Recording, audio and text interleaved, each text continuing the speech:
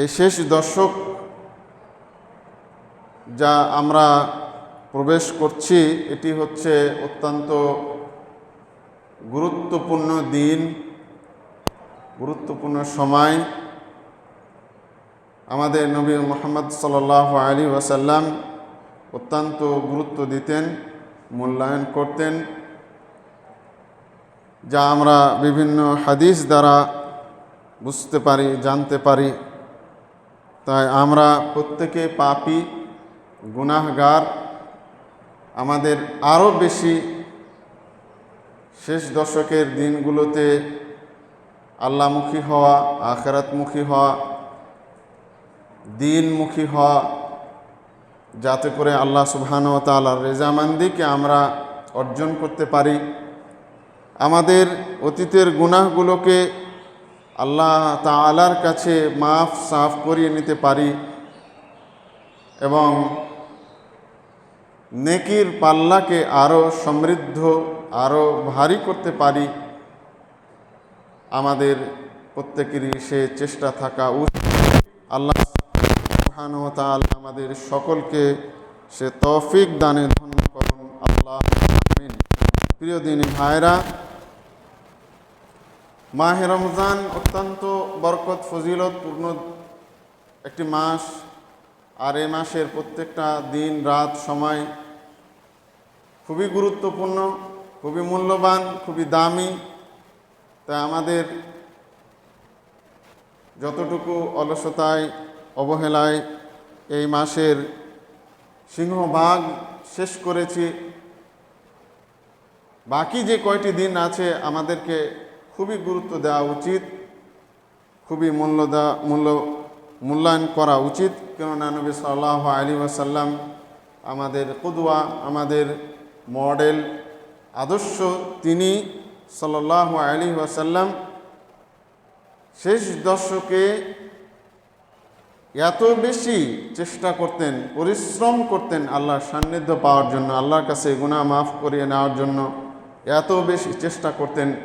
মা লা ইয়াজতাহিদ ফি গায়রিহি, যা তিনি অন্য সময়ে অন্য কখনো এতটা বেশি করতেন না। যেমন আল্লাহ রাসূল সাল্লাল্লাহু আলাইহি সাল্লাম মাহে রমজানের 1 থেকে 19-20 পর্যন্ত কিয়ামুল লাইল, কিয়ামে রমজান করতেন, কিছু রাত ঘুমাতেন।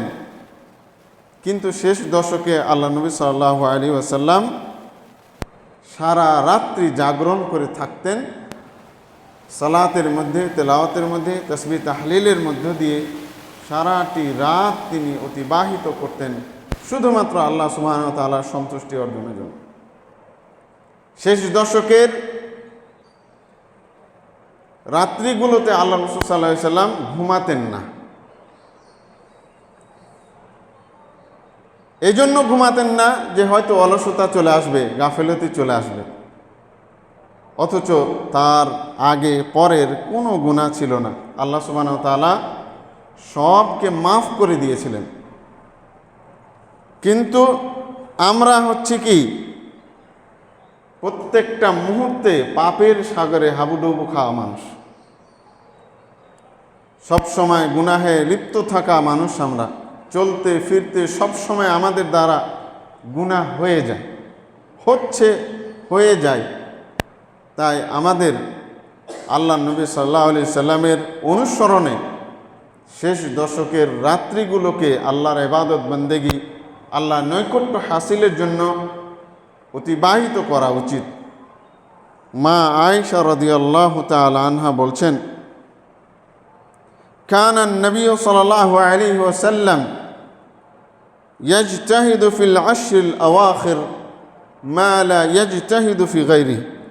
আল্লাহ নবী সাল্লাল্লাহু আলাইহি সাল্লাম মাহে রমজানের শেষ দশকে এত বেশি চেষ্টা করতেন, এত বেশি পরিশ্রম করতেন ইবাদত বন্দেগীর ক্ষেত্রে, আল্লাহকে পাওয়ার ক্ষেত্রে, আল্লাহকে খুশি করার কাজে, ইবাদত আমলের মধ্যে মা লা ইয়াজতাহিদু ফি গায়রিহি, যা তিনি অন্য সময়ে এতটা বেশি চেষ্টা করতেন না।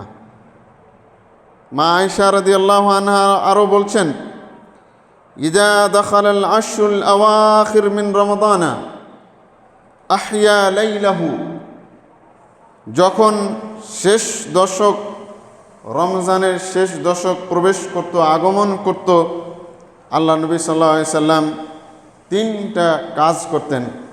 এক নম্বর হলো আহইয়া লাইলাহু, সারা রাত্রি ধরে তিনি জাগরণ করতেন, জেগে থাকতেন সালাত, দোয়া, আজকার, কোরআন তেলাওয়াতের মাধ্যমে। আর একটা কী করতেন, ওয়াইকাদা আহলাহু, তিনি সাল্লাল্লাহু আলাইহি সাল্লাম তার পরিবারের সদস্যদেরকে জাগিয়ে রাখতেন। আল্লাহ নবী সাল্লাল্লাহু আলাইহি সাল্লাম রমজানের প্রথম 20 দিনে 20 রাত্রিতে নিজে কিছু রাত্রি তাহাজ্জুদ পড়তেন, কিয়ামুল লাইল করতেন, কিছু রাত্র ঘুমাতেন। এইভাবে অতিবাহিত করতেন। তবে পরিবারকে জাগাতেন না, বলতেন না যে আয়েশা উঠো, নামাজ পড়ো, তাহাজ্জুদ পড়ো। আল্লাহ নবী উঠাতেন না। কিন্তু রমজানের শেষ দশকে আল্লাহ নবী সাল্লাল্লাহু আলাইহি সাল্লাম পরিবারের সদস্যদেরকেও উঠিয়ে রাখতেন, জাগিয়ে রাখতেন, যাতে করে ইবাদত বান্দেগীর মাধ্যমে, দোয়া আজকারের মাধ্যমে, তেলাওয়াতুল কোরআনের মাধ্যমে আল্লাহর সান্নিধ্য অর্জন করতে পারে।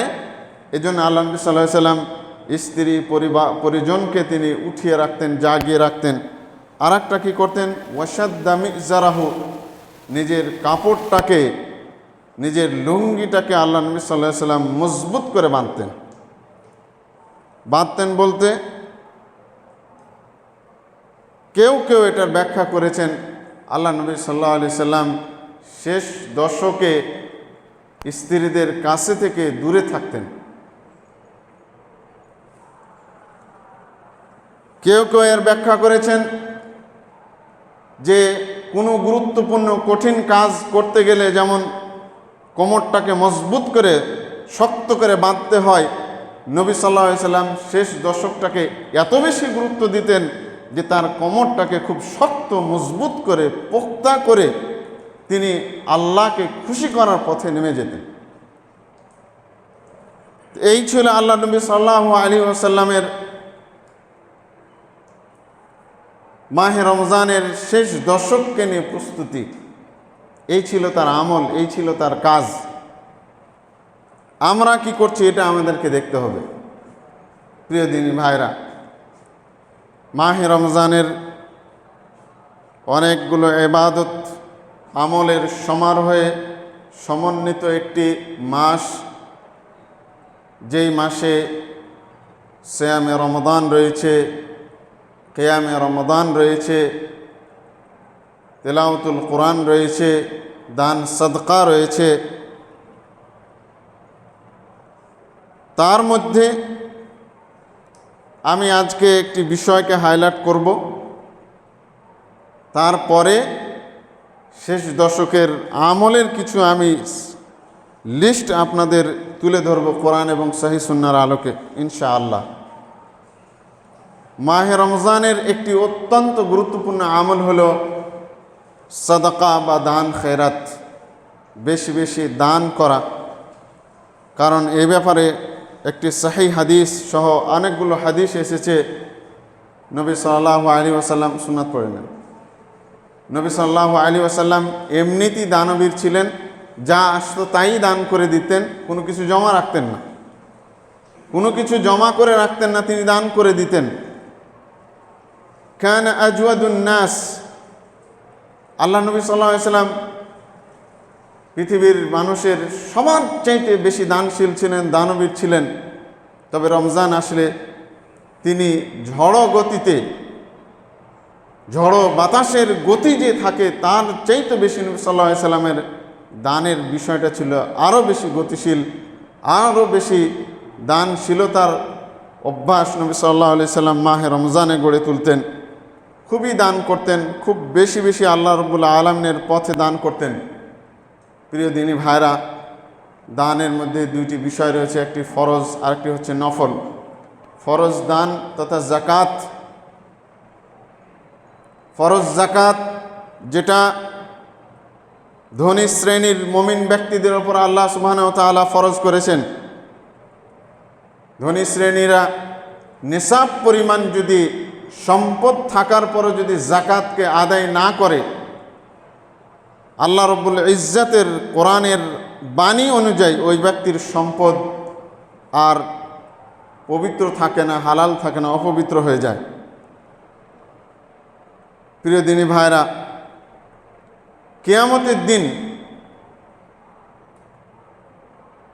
জান্নাতীরা জাহান্নামীদেরকে জিজ্ঞেস করবে যে বলো তো ভাই, কেন আজকে তুমি জাহান্নামে রয়েছো, কি কারণে তুমি জাহান্নামে গেছো?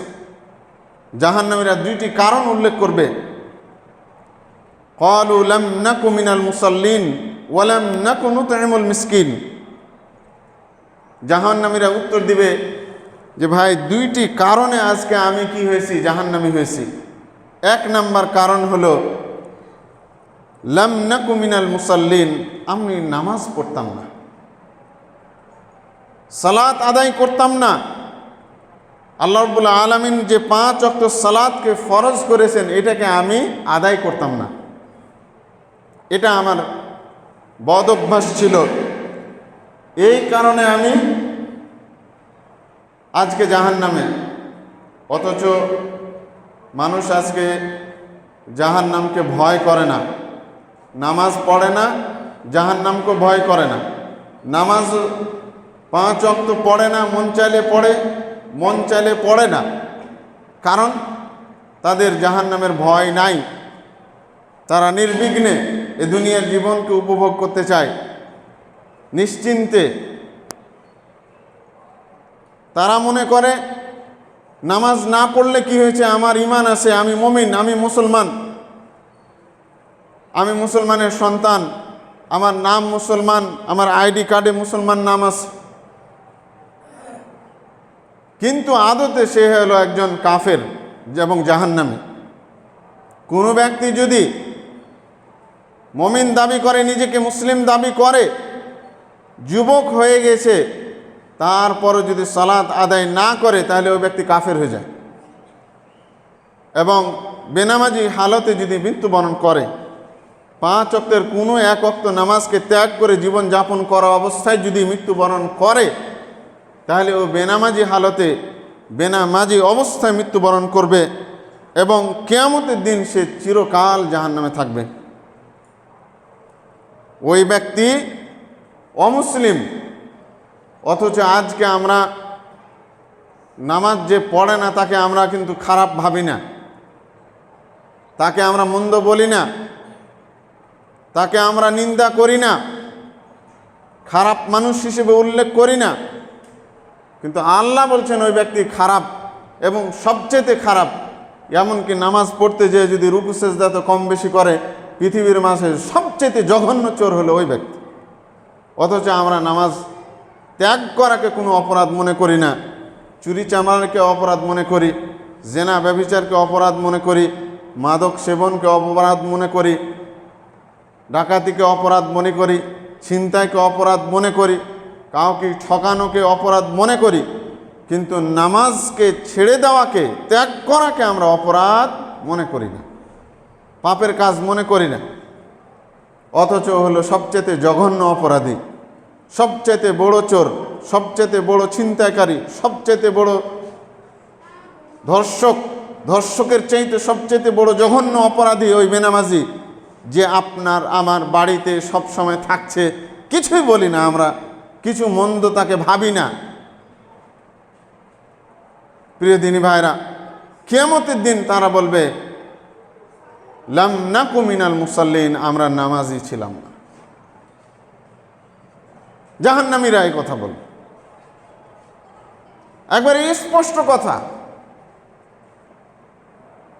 আরেকটি অপরাধের কথা বলবে যে এটা আমরা করতাম না, সেটা হলো কি, ওয়ালাম নাকু নুতইমুল মিসকিন, আমরা মিসকিনদেরকে, গরিব অসহায় দরিদ্র ব্যক্তিদেরকে খাবার দিতাম না। তাদের যে হক ছিল, যাকাত ছিল, তাদের যে একটা পাওনা ছিল আমার সম্পত্তিতে, আমি বড় লোক ছিলাম, আমার টাকা পয়সা ছিল, আমার ওপর জাকাত ফরজ ছিল কিন্তু আমি এটা আদায় করতাম না, ওই ব্যক্তিও যাবে জাহান্নামে এবং সে জাহান্নামেই জ্বলবে পুড়বে। যারা নামাজ পড়ে না, যারা জাকাত ফরজ হওয়ার পরও শতকরা 2.5 টাকা হিসাব করে আদায় করে না, এরা জাহান্নামে থাকবে, চিরকাল জাহান্নামে থাকবে, বের হওয়ার কোনো সুযোগ নাই। অথচ এই অপরাধগুলো আমাদের কাছে একেবারেই মামুলি, একেবারেই ঠুনকো বিষয়, কিছুই মনে হয়। এই নোংরা অপরাধ যদি না থাকতো তাহলে একজন ধনী লোক নিজেকে গর্ব করে ধনী বলার সাহস দেখাতে পারত না। টাকাওয়ালা নিজেকে অহংকারী ভাবার কোনো সুযোগ ছিল না। অহংকারী কখন হয়, দাম্ভিকতা কখন আসে, যখন সে আল্লাহর দেওয়া রিজিকের মধ্যে গরিব অসহায় ব্যক্তিদের হককে যখন সে আদায় না করে, তখন আল্লাহর পক্ষ থেকে একটি গজব নাজিল হয়। আর এই গজব নাজিলের কারণে সে দরিদ্র ব্যক্তিদের ওপর, অসহায় ব্যক্তিদের ওপর নিজের গর্ব এবং অহংকারকে প্রকাশ করে। কারণ গর্ব অহংকার করলেই তার ছোট লোকই প্রমাণিত হয় দুনিয়াতে, আর আখিরাতে কি হবে? আল্লাহ রাব্বুল আলামিন এদেরকে বড় একটা মানুষ কিন্তু ছোট্ট একটা পিপিলিকার তাকে অবয়ব আল্লাহ রাব্বুল আলামিন দান করবেন কিয়ামতের দিন। কেন? অপমান অপদস্থ করার জন্য, যে বেটা তুই দুনিয়াতে এত গর্ব অহংকার করেছিলি আমার সম্পদ, আমার সৌন্দর্য, আমার দেওয়া অমুক তুমুক জিনিস দিয়ে, আর আজকে তোকে আমি অপমান করব। দেখ তুই কত বড় ছিলি, আর তোকে আজকে আমি পিঁপড়ার মতো বানিয়েছি। প্রিয় দিনী ভাইরা, তো যাকাত এটি হলো প্রত্যেক ধনী শ্রেণীর যার কাছে ন্যূনতম 70,000 টাকা জমা রয়েছে এবং 1 বছর অতিক্রম করেছে, তাকে অবশ্যই হিসাব করে শতকরা 2.5 টাকা তাকে যাকাত আদায় করতেই হবে। যদি না করে তার জন্য রয়েছে কিয়ামতের দিন অনেক বড় কঠিন শাস্তি, এবং এদেরকে মুশরিকও বলা হয়েছে কোরআনের মধ্যে। আল্লাহ রাব্বুল আলামিন বলছেন, যারা যাকাতকে ফরজ হওয়ার পর আদায় করে না হিসাব করে, ওয়াইলুল লিল মুশরিকিনা আল্লাযীনা লা ইউতুনা যাকাতা ওয়া হুম বিল আখিরাতি হুম কাফিরুন। যাদের ওপর যাকাত ফরজ হয়েছে অথচ এরা যাকাত দিচ্ছে না, এরা হলো মুশরিক। এরা এক শ্রেণীর হলো ওয়া হুম বিল আখিরাতি হুম কাফিরুন, এরা এক শ্রেণীর হচ্ছে আখিরাতের বিষয়ে অবিশ্বাসী কাফের। যারা যাকাতকে আদায় করে না, আল্লাহ রাব্বুল আলামিন 2টা কথা বলেছেন। এই আয়াতের প্রথম অংশে বলছেন এরা মুশরিক, শেষের অংশে বলছেন যে এরা আখিরাতে বিশ্বাসী নয়, বিধায় যাকাত ফরজ হয়েছে কিন্তু যাকাত আদায় করে না। মারাত্মক কিন্তু বিষয়টা, যে এক অপরাধীর আল্লাহ রাব্বুল আলামিন 2টা কথা বলছেন। আয়াতের শুরুর অংশে বলছেন যে এরা মুশরিক, পরের অংশে বলছেন যে এরা আখিরাতে কাফের, আখিরাতে অবিশ্বাসী।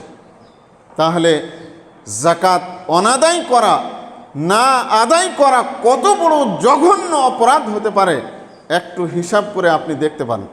প্রিয় দিনী ভাইরা, যাকাত এমনই একটি বিষয়, আবু বকর সিদ্দিক রাদিয়াল্লাহু আনহু যখন খেলাফতে আসীন হলেন, নবী মুহাম্মদ সাল্লাল্লাহু আলাইহি সাল্লাম মারা গেলেন, আল্লাহর নবীর খলিফা আবু বকর খলিফা হলেন। কিছু সুযোগ সন্ধানী ব্যক্তি বলে উঠল যে যাকাত আর দিতাম না। আল্লাহর নবী যতদিন বেঁচে ছিল উনি ছিলেন, ওনার সম্মানে আমরা যাকাত আদায় করেছি, এখন আমরা আল্লাহর এই বিধানকে মানব না, দিব না আমরা যাকাত। আমরা অস্বীকার করে বসলো, অনেক ধনী শ্রেণীর মুসলমানরা অস্বীকার করে বসল।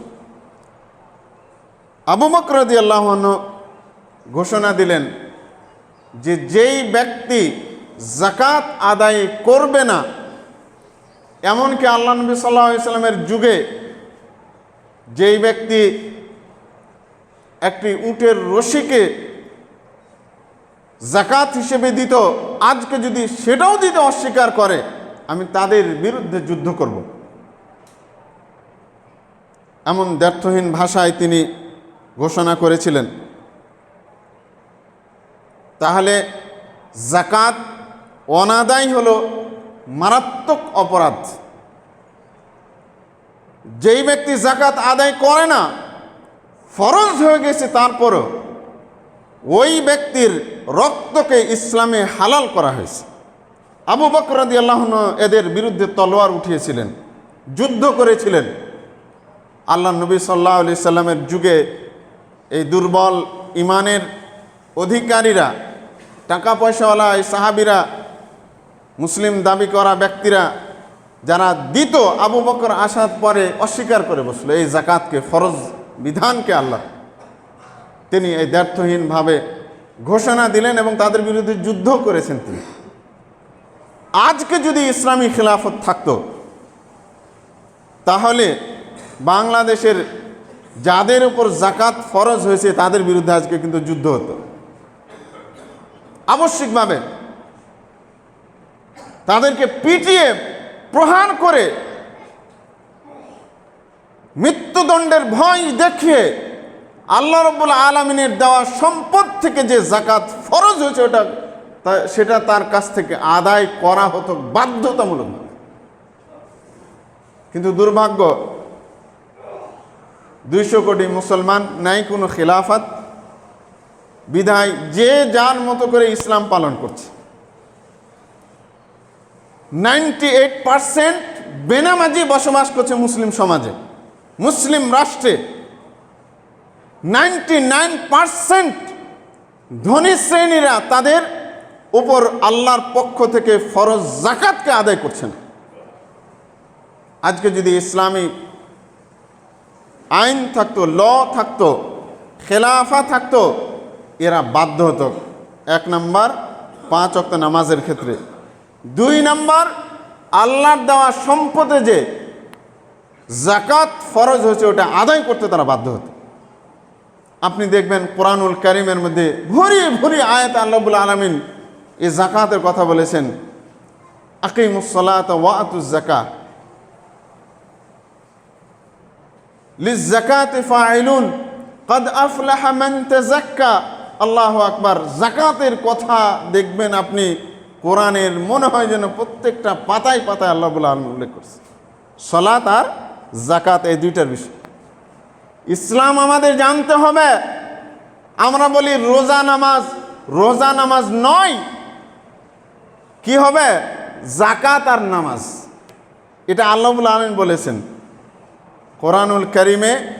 যাকাতকে আর সালাতকে অর্থাৎ নামাজকে একসাথে আল্লাহ রাব্বুল আলামিন অ্যাটাচ করে উল্লেখ করেছে। দুর্ভাগ্যের বিষয় হলো যারা নামাজ পড়ে না তারা তো যাকাতের মর্ম বুঝবেই না। আর অনেক নামাজি রয়েছে যারা নামাজ পড়ে ঠিকই কিন্তু যাকাত আদায় করে না। চিন্তা করে বাপ দিয়ে গেছে সম্পদ, নিজে কষ্ট করে রক্ত পানি করে সম্পদ অর্জন করেছি, যাকাত কেন দেব? প্রিয় দিনী ভাইরা, অথচ যদি আজকে এই যুগে যদি যাকাতকে আদায় করা হতো তাহলে আজকে ধনী আর গরিব শ্রেণীর মাঝে এত বড় তফাৎ থাকতো না। কেউ থাকে 10 তলা বিল্ডিংয়ে আর কেউ থাকে গাছতলায়। কেন? ইসলাম একটি সাম্যের ধর্ম, পারস্পরিক অধিকার প্রতিষ্ঠিত যেই ধর্ম করেছে সেই ধর্ম হলো ইসলাম।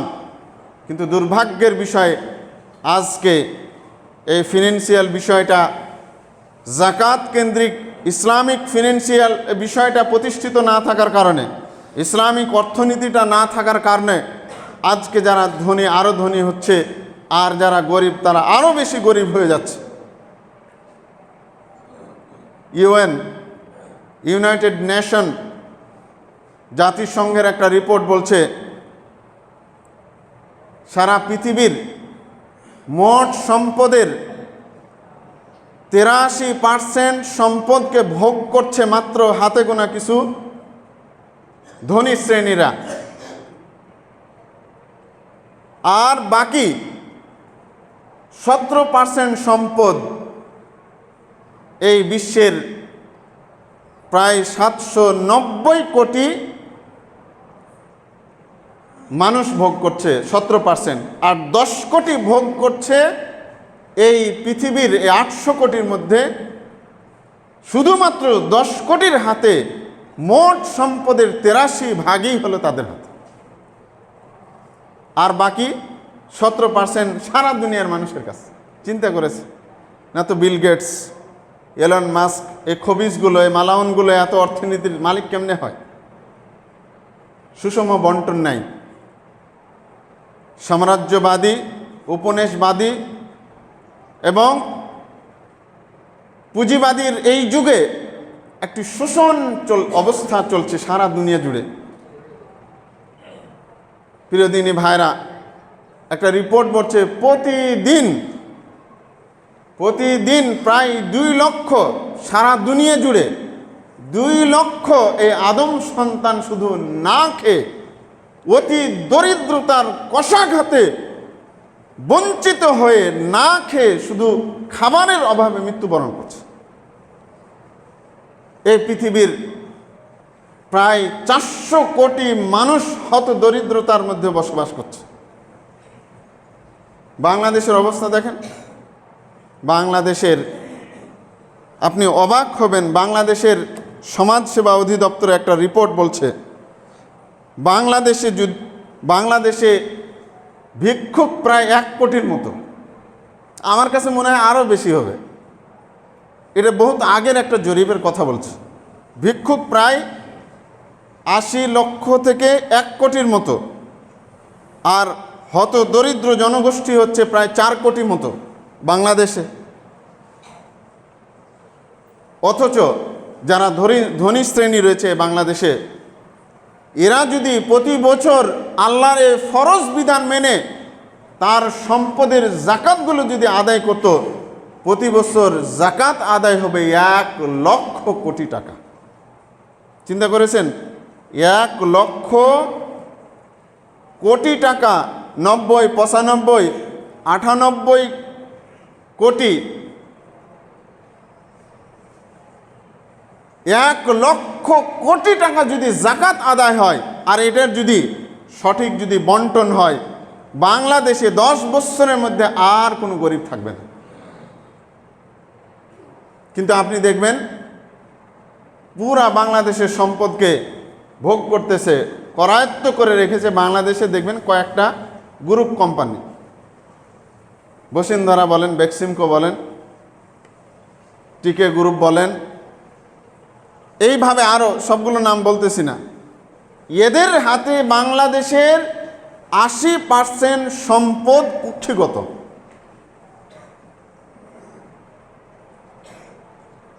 আর বাকি 20% আমরা আপনার হত দরিদ্র মানুষরা কোনো রকম খেয়ে পরে দিন যাপন করা, আর কিছু তো খেতেই পাই না। 3 বেলার মধ্যে হয়তো কোনো রকম 1 বেলা খাই। জাকাতের যদি ইসলামের বিধান অনুযায়ী জাকাত যদি আদায় এবং তা বন্টন হতো ঠিকভাবে, বাংলাদেশে আমি বিশ্বাস করি, নিশ্চিতভাবেই আমি বলতে চাই, 10 বছরের মধ্যে কোনো দরিদ্র মানুষ আর থাকবে না, যদি জাকাত ঠিকভাবে আদায়। আপনি চিন্তা করেছেন 1 লক্ষ কোটি যদি জাকাত আদায় হয় 1 বছরে। কদিন আগে আমাদের ধর্ম উপদেষ্টা এই কথাটা বলেছেন, 1 লক্ষ কোটি টাকা যদি জাকাত আদায় হয়, তাহলে বাংলাদেশে 10 বছরের মধ্যে আমি নিশ্চিত করে বলছি আর কোনো গরিব মানুষ থাকবে না। ওমর বিন আব্দুল আজিজ রহমতুল্লাহ আলাইহির যুগে, ওমর বিন আব্দুল আজিজ যাকে 5ম খলিফা বলা হয় ইসলামের, উনার যুগে জাকাতকে ঠিকভাবে আদায় করার কারণে একটা গরিব মানুষ ছিল না। কোনো ব্যক্তি তার দান সাদকাকে নিয়ে রাস্তায় বের হতো, বলতো যে ভাই আমার দানটা তুমি একটু গ্রহণ করো। সে বলতো যে ভাই আজকে তো আমার প্রয়োজন নাই, আল্লাহ আমাকে সম্পদ দিয়েছে, গতকালকে ছিল, যদি তুমি দিতে আমি গ্রহণ করতাম, কিন্তু আজকে আমার দরকার নাই। চিন্তা করেছেন? সে আজকে 1300 বছর আগের কথা বলছে, 1399 হিজরির দিকের ঘটনা এটা। দুর্ভাগ্য মুসলমানদেরকে যখন দুর্নীতি পাপাচার ঘিরে ফেলল, আল্লাহর বিধানগুলো ধীরে ধীরে উঠতে লাগলো। ঠিক তাই হয়েছে। আমাদের বাংলাদেশে কোনো শাসক যদি ব্যবস্থা নিতেও চায়, হয় না। আমাদের এরশাদ চাচা মরে গেছে, ওই বেচারা যখন ক্ষমতায় ছিল উনি একটা চেষ্টা করেছিলেন, কিন্তু তাকে বাংলাদেশের ধনী শ্রেণীরা তাকে ব্যর্থ করে দিয়েছে। ওটা আর কায়েম করতে দেয়নি। ভালো মানুষ এই বাঙালিদের কপালে জুটবে না। আসলে তার দোষ ছিল অনেক, যা ছিল তার থেকে বেশি মিডিয়াতে প্রচার করা হতো, কারণ পুরুষ শাসিত রাষ্ট্রে আল্লাহর রহমত থাকে। কথাটা বুঝেছেন? দ্রুত উন্নতি হয়। আজকে যত আপনি বড় বড় রাস্তাগুলো দেখবেন, মূল মাস্টারমাইন্ড কে ছিল? এরশাদ চাচা, হুসেন মোহাম্মদ এরশাদ। ওগুলোকে এখন একটু বড় করা হয়েছে, এই আর কি। প্রিয় দিনী ভাইরা, তো যা হোক, পুরুষ শাসিত কান্ট্রিতে, বিশেষ করে মুসলিম রাজ্যে আল্লাহ রাব্বুল আলামিনের রহমত থাকে।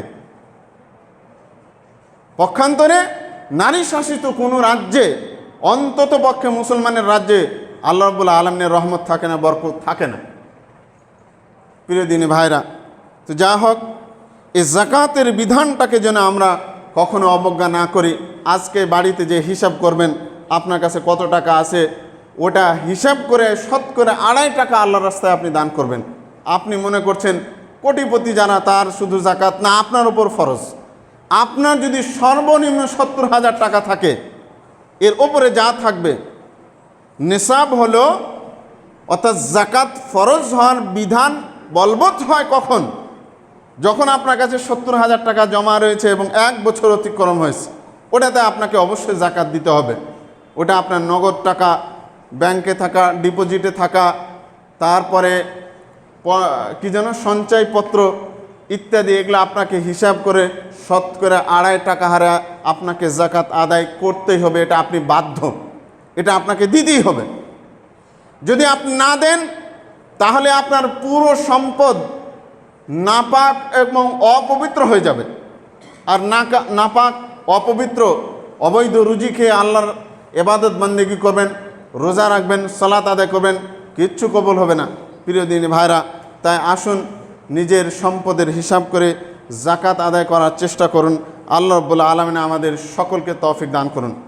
যারা ব্যবসায়ী রয়েছেন, আপনার দোকানে থাকা প্রোডাক্ট, সেই প্রোডাক্ট হিসেব করে আপনি শতকরা 2.5 টাকা অবশ্যই যাকাত আদায় করবেন। এইভাবে সংক্ষিপ্ত আকারে বিষয়টি বললাম। আল্লাহ রাব্বুল আলামিন আমাদের সকলকে বুঝে সে অনুযায়ী আমল করার তৌফিক দান করুন, আমিন।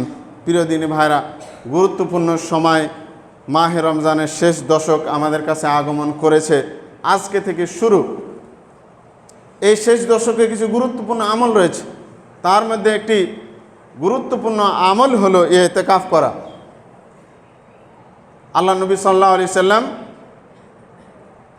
প্রত্যেক রমজানের শেষ দশকে ইতিকাফ করতেন। তবে আল্লাহ নবী যেদিন এই দুনিয়া থেকে বিদায় নিয়ে চলে যান, মৃত্যুবরণ করেন, সেই বছর আল্লাহ নবী সাল্লাল্লাহু আলাইহি সাল্লাম 20 দিনের মতো ইতিকাফ করেছেন। এই জন্য ইতিকাফ একটি গুরুত্বপূর্ণ ইবাদত। কারণ ইতিকাফ হলো নিজেকে আটকে রাখা, আল্লাহ রাব্বুল আলামিনের জিকির আজকারে, আল্লাহ রাব্বুল আলামিনের আনুগত্যে, আল্লাহ রাব্বুল আলামিনকে খুশি করার কাজে নিজেকে সবসময় ব্যস্ত থাকার, আটকে রাখার নাম হলো ইতিকাফ।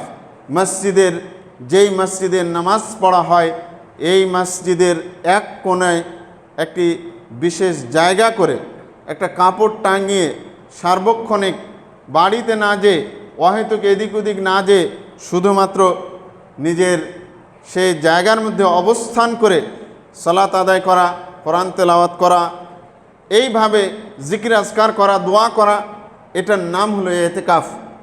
এটার শুরু হয় 20তম রোজার সন্ধ্যার আগে এবং শেষ হয় শাওয়ালের চাঁদ ওঠার পরে। প্রিয় দিনী ভাইরা, এই শেষ দশকের অন্যতম একটি ইবাদত হচ্ছে লাইলাতুল কদরকে অন্বেষণ করা বা ভাগ্য রজনী। ভাগ্য রজনী বা লাইলাতুল কদর এটি অত্যন্ত গুরুত্বপূর্ণ একটি বিষয়। আল্লাহ রসুল সাল্লাল্লাহু আলাইহি ওয়াসাল্লাম বলেছেন, মান কামা লাইলাতুল কদরে ঈমানান ওয়া ইহতিসাবা গুফিরা লাহু মা তাকাদ্দামা মিন যামবিহি। যেই ব্যক্তি লাইলাতুল কদর বা ভাগ্য রজনীতে কিয়াম করলো, রাত্রি জাগরণ করে সালাত আদায় করলো, দোয়া করলো, কোরআন তেলাওয়াত করলো, তাসবিহ তাহলিল করে উদযাপন করলো, যে ব্যক্তি এই রাত্রিটিকে, লাইলাতুল কদরের রাত্রিটিকে ঈমানের সহিত নেকির আশায়, গুফিরা লাহু মা তাকাদ্দামা মিন যামবিহি, ওই ব্যক্তির আগের যত গুনাহ রয়েছে আল্লাহ রাব্বুল আলামিন ক্ষমা করে দিবেন। লাইলাতুল কদর এমন একটি রজনী, এমন একটি রাত, যেই রাত্রে প্রত্যেকটা বান্দার 1 বছরের জন্য ভাগ্যকে লেখা হয়। 1 বছরের জন্য প্রত্যেকটা মানুষের ভাগ্যকে আল্লাহ রাব্বুল আলামিন ফেরেশতাদের কাছে সমর্পণ করেন, বন্টন করে দেন। লাইলাতুল কদর এমন একটি রজনী, যেই রাত্রে আল্লাহ রাব্বুল আলামিন মহাগ্রন্থ কোরআনুল কারীমকে নাজিল করেছেন। আল্লাহ রাব্বুল আলামিন বলছেন, ইন্না আনজালনাহু ফি লাইলাতিল কদর ওয়া মা আদরাকা মা লাইলাতুল কদর লাইলাতুল কদরি খায়রুম মিন আলফি শাহর। এটা অনেকেরই মুখস্থ আছে এই সূরাটি, ছোট্ট একটি সূরা। আল্লাহ রাব্বুল আলামিন বলছেন, ইন্না আনজালনাহু, নিশ্চয় আমরা তাকে নাজিল করেছি, মানে কোরআনকে নাজিল করেছি, ফি লাইলাতুল কদর, লাইলাতুল কদরে বা ভাগ্য রজনীতে। ওয়া মা আদরাকা মা লাইলাতুল কদর, তোমাকে লাইলাতুল কদর কি কে জানাবে? লাইলাতুল কদর খায়রুম মিন আলফি শাহর, লাইলাতুল কদর হচ্ছে 1000 মাসের চাইতে উত্তম। অর্থাৎ 83 বছর 4 মাস ইবাদত করে, 83 বছর 4 মাস ইবাদত করে, আমল করে, জিকির করে, সালাত আদায় করে, কোরআন তেলাওয়াত করে, তাসবিহ তাহলিল করে যেই নেকি পাওয়া যাবে, এই একটি রজনী যে ব্যক্তি পায় এইভাবে ইবাদত বান্দেগীর মাধ্যমে অতিবাহিত করতে পারবে, আল্লাহ রাব্বুল আলামিন ওই ব্যক্তির আমল নামায় 83 বছর 4 মাস ইবাদত করার সমতুল্য নেকি লিখে দেবেন। প্রিয় দিনী ভাইরা, ভাগ্য রজনী আমরা প্রত্যেকে ভাগ্যকে ভালোভাবে সাজাতে চাই, ভাগ্যে যেন ভালো কিছু থাকে এই চেষ্টায় থাকি। এই জন্য আমরা প্রায় 1-1.5 মাস আগেই শবে বরাতের রাতে ভাগ্যকে ঠিক করে নেওয়ার জন্য, নির্ধারণ করে নেওয়ার জন্য, ভুলভাল কিছু হাদিসের আলোকে, মৌলভী সাহেবদের মুখরোচক কথার আলোকে আমরা শবে বরাতের চেষ্টা করি, আসলে এটা মিথ্যা। লাইলাতুল কদর ভাগ্য রজনী হলো মাহে রমজানের শেষ দশকের ভিতরে।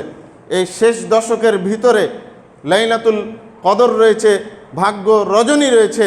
সুতরাং নিজের ভাগ্যটাকে যদি ঠিক করতে চান, মাহে রমজানের শেষ দশকে সিয়ামের মাধ্যমে, কিয়ামের মাধ্যমে, সালাতের মাধ্যমে, তাসবিহ তাহলিলের মাধ্যমে, জিকির আজকারের মাধ্যমে, দুয়ার মাধ্যমে নিজের ভাগ্যটাকে ঠিক করে নেওয়ার চেষ্টা করা উচিত। আমি মনে করি এই সুযোগটাকে সকলেরই কাজে লাগানো উচিত। কারণ আপনি এই বছর হয়তো মাহে রমজানকে পেলেন, আগামী বছর নাও পেতে পারেন। এই জন্য নিজের ভাগ্যটাকে ঠিক করার জন্য সুবর্ণ সুন্দর একটি সুযোগ। অতএব আমাদের প্রত্যেকেরই মাহে রমজানের শেষ দশকে আল্লাহর নবীর অনুসরণে, তার আদর্শকে বুকে ধারণ করে শেষ দশকের যদি সম্ভব হয় সবগুলো রাত্রে এভাবে অতিবাহিত করে, রাত্রি জাগরণ করে, কোরআন তেলাওয়াত নামাজের মাধ্যমে অতিবাহিত করা উচিত। উদ্দেশ্য কি থাকবে? লাইলাতুল কদর পাওয়া, আল্লাহকে খুশি করা। যদি না পারেন, নবী সাল্লাল্লাহু আলাইহি সাল্লাম বলেছেন, তাহাররাউ লাইলাতুল কদরে ফিল ভিতরি মিনাল আশরিল আওয়াখির মিন রমাদানা। নবী সাল্লাল্লাহু আলাইহি সাল্লাম বলছেন, সম্পূর্ণ 10 দিন যদি না পারো, অন্তত পক্ষে রমজানের শেষ দশকের বেজোর রাত্রিগুলোতে লাইলাতুল কদরকে খোঁজার চেষ্টা করো। বেজোর রাত কি? 21 রাত, 23 রাত, 25 রাত, 27 রাত, 29 রাত। এই বেজোর রজনীগুলোতে লাইলাতুল কদরকে অন্তত খোঁজার চেষ্টা করা উচিত আমাদের, যদি আমরা না পারি। দুর্ভাগ্যবশত কে বলল, কোথা থেকে আসলো, আমাদের সমাজে চালু হয়ে গেছে যে 27 রাত হলো লাইলাতুল কদর রাত। আরে আল্লাহর নবীও তো জানে না, হুজুর জানলো কোত্থেকে? এই জন্য এই বানোয়াট ভিত্তিহীন নির্ধারণী 27 রজনীতে লাইলাতুল কদর অযথায় খুঁজতে যাবেন না। এগুলা দ্বীনের নামে প্রতারণা ছাড়া আর কিচ্ছু নয়। আল্লাহর নবী কোনো হাদিসের মধ্যে বলেনি যে তোমরা 27 রাত লাইলাতুল কদরকে খুঁজো আর ওটাই হলো 27 রাত হলো লাইলাতুল কদর। এটা মিথ্যা কথা। তাফসিরে সাদির মধ্যে এসেছে লাইলাতুল কদর কেন এতটা গুরুত্বপূর্ণ। তাফসিরে সাদির মধ্যে এসেছে হাযিহিল লাইলা আল্লাহু ইয়াকসিমু ইউতি উমুরাল খালক ইলাল মালাইকাতি লিসসানাহ। এক বছরের জন্য আল্লাহ রাব্বুল আলামিন কি করেন? বান্দাদের ভাগ্যগুলোকে বন্টন করে দেন ফেরেশতাদের কাছে, লাওহে মাহফুজ থেকে বন্টন করে দেন। এই জন্য ইবনে আব্বাস রাদিয়াল্লাহু আনহুমা বলেছেন যে একটা লোক ঘুরে বেড়াচ্ছে দুনিয়াতে, চাকরি করছে, বিজনেস করছে, অথচ ও জানেই না যে আল্লাহ রাব্বুল আলামিন তার ওই বছরের মধ্যে অমুক দিন তার মৃত্যু আল্লাহ রাব্বুল আলামিন লিখে রেখেছে। ও জানেই না, যদি জানতো তাহলে অস্থির হয়ে থাকতো।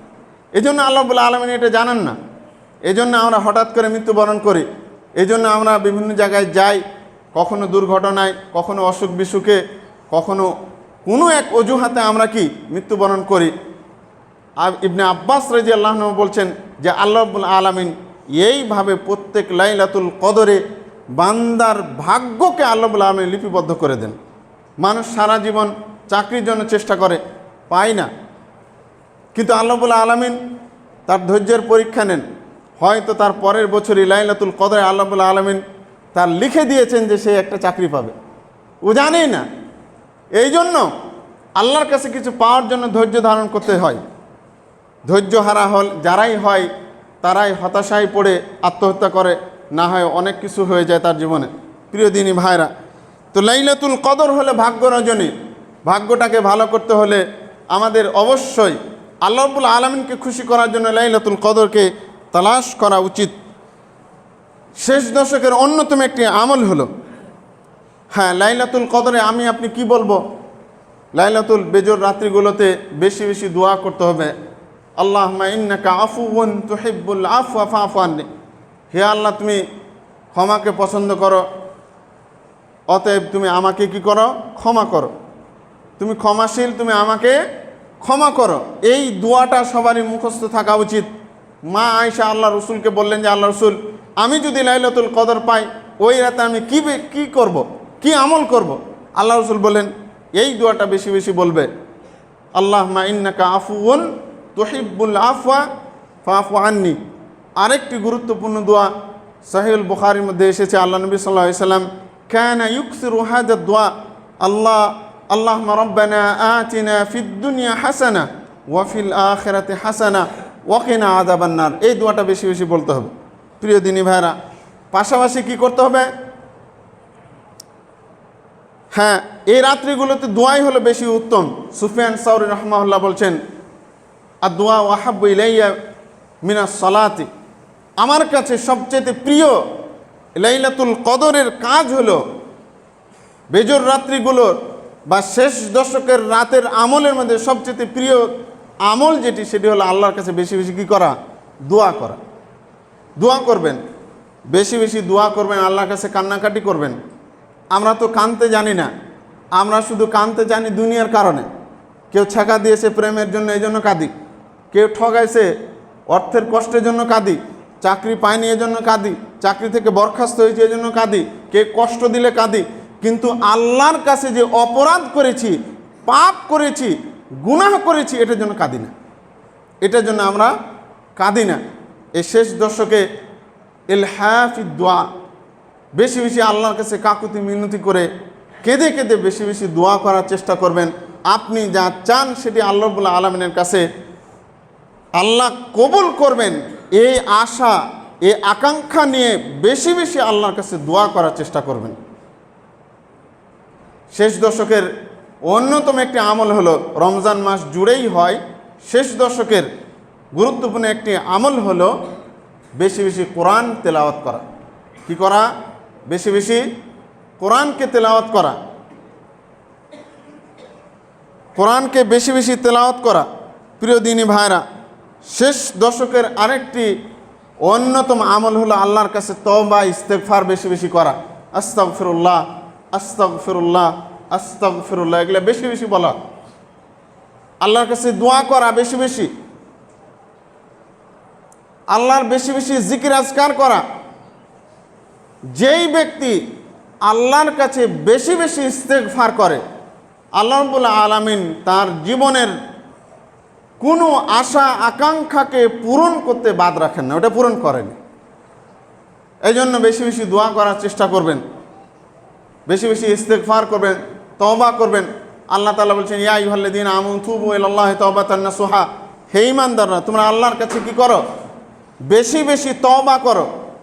আমরা তো তওবা করি না, তওবার মর্ম বুঝি না, পাপের সাগরে সব সময় ডুবে থাকি, কিন্তু আল্লাহর কাছে নিজেকে সমর্পণ করতে যাই না, আল্লাহর দিকে ছুটি না। কিন্তু আল্লাহ বলছেন, হে আমার বান্দারা, হে আমার মুমিন বান্দারা, তোমরা আমার কাছে বেশি বেশি তওবা করো, খাঁটি মনে খাঁটি দিলে তওবা করো। যারা নামাজ পড়তেন না, নিজেকে 5 ওয়াক্ত নামাজের জন্য বাধ্যতামূলক করে নিন, যে আমি দুনিয়াতে যাই করি না কেন 5 ওয়াক্ত যেন আমার না ছুটে। আল্লাহ, আমি অনেক পাপ করেছি না বুঝে, এখন থেকে বুঝছি যে 5 ওয়াক্ত যদি নামাজ না পড়ি আমি তাহলে মুসলমান থাকবো না। আল্লাহ, তোমার কাছে আমি তওবা করছি। আল্লাহ রাব্বুল আলামিন কি বলেছেন? যারা খাঁটি মনে আল্লাহর কাছে তওবা করে, আল্লাহ রাব্বুল আলামিন তাকে তো ক্ষমা করেনি, তার আগের যে পাপগুলো ছিল ওগুলোকে নেকিতে আল্লাহ তাআলা পরিপূর্ণ করে দেন। সুবহানাল্লাহ। উলাইকা ইউবাদদিলুল্লাহু সাইয়্যাতিহিম হাসানাত। আল্লাহ বলছেন যে আমি তাদের পাপগুলোকে নেকিতে পরিবর্তন করে দিই। সুবহানাল্লাহ। তো এই জন্য যারা বেনামাজি, তারা নিজেকে নামাজি বানিয়ে নেওয়ার জন্য আল্লাহর কাছে অঙ্গীকারাবদ্ধ হতে পারেন, করা উচিত। এই দুনিয়া কয়দিন আপনি বেঁচে থাকবেন? কয়দিনের জন্য এসেছেন আপনি জানেন না তো। এই জন্য আল্লাহর কাছে সমর্পণকারী একজন মুনাফিক মুসলমান না হয়ে একজন খাঁটি মুসলমান হওয়ার চেষ্টা করে। প্রিয় দিনী ভাইরা, এই শেষ দশকে আরেকটি গুরুত্বপূর্ণ বিষয় হলো রাতের নামাজ। তারাবি পড়বেন, রাতে অন্তত পক্ষে যদি নাও পারেন 2 রাকাত নফল নামাজ বেশি পড়বেন। এই শেষ দশকের অন্তত এই আমলটা করার চেষ্টা করবেন। নিজেকে অঙ্গীকারাবদ্ধ করবেন, যারা অন্যের সম্পদ মেরেছেন, অন্যের হক মেরেছেন, তাদের হকগুলোকে আদায় করবেন, ফিরিয়ে দেওয়ার চেষ্টা করবেন এবং আল্লাহর কাছে তওবা করবেন। হারাম সম্পদ খেয়ে কোনো ইবাদত আল্লাহর কাছে কবুল হয় না। ভাইয়ের, বোনের, আত্মীয় স্বজনের, বন্ধুর, পরিচিত অপরিচিত যারই আপনি কোনো হক মেরেছেন ওটাকে ফেরত দিবেন। একটা উদাহরণ, সিম্পল একটা উদাহরণ দিই আপনাকে। আপনি আবদুল্লাহপুর থেকে ময়নার থেকে আসার পথে 20 টাকা অটো ভাড়া ছিল, দেননি, আপনি ওটাকে যা ঘুরিয়ে দিয়ে আসবেন। এটা একটা ক্ষুদ্র একটা হকের কথা বলছি। ঠিক এইভাবে যদি আপনি কাউরের অল্প পয়সাও যদি মেরে থাকেন ওটা আদায় করবেন। অল্প জমি হোক, জায়গা হোক, অর্থ হোক, এটাকে আপনাকে অবশ্যই ফেরত দিতে হবে। যদি আপনি মুমিন হন অবশ্যই আপনাকে এই আমলগুলো করতে হবে। আল্লাহ রাব্বুল আলামিন আমাদের প্রত্যেককে যেন মাহে রমজানের শেষ দশকের প্রত্যেকটা রাত, প্রত্যেকটা দিন, প্রত্যেকটা সকাল আল্লাহ রাব্বুল আলামিনের আনুগত্যের মধ্যে দিয়ে অতিবাহিত করার তৌফিক দান করুন। আল্লাহ রাব্বুল আলামিন আমাদেরকে বেশি বেশি আমালে সালেহ করে আল্লাহর নৈকট্য হাসিলের তৌফিক দান করুন। আল্লাহুম্মা আমিন। ওয়া আখিরু দাওয়ানা আনিল হামদুলিল্লাহি রাব্বিল আলামিন।